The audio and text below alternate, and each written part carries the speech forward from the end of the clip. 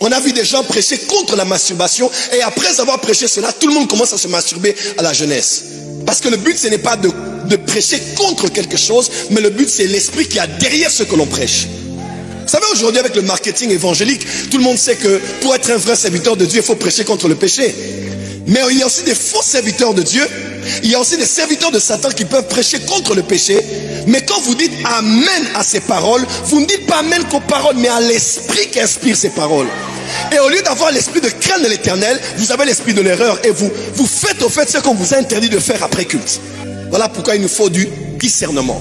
Même l'apôtre Paul avait entre ses mains à l'île de Malte, il avait un tas de broussailles, mais il ne savait pas qu'une vipère était à l'intérieur. Vous savez pourquoi? Parce que la vipère et le tas de broussailles avaient la même couleur. Il est très possible que les vrais et les faux aient la même couleur. À l'approche du feu de la prière, on verra la différence entre ce qui est du bois et ce qui est de la vipère. La Bible déclare que cette femme a dit quelque chose de vrai, n'est-ce pas? On va le lire ensemble. Il est écrit, Jude et Silas qui étaient eux-mêmes prophètes. Est-ce que c'est que cette femme qui avait l'esprit de Python avait dit était vrai? Théologiquement vrai? Doctrinalement vrai? Mais le fond était faux.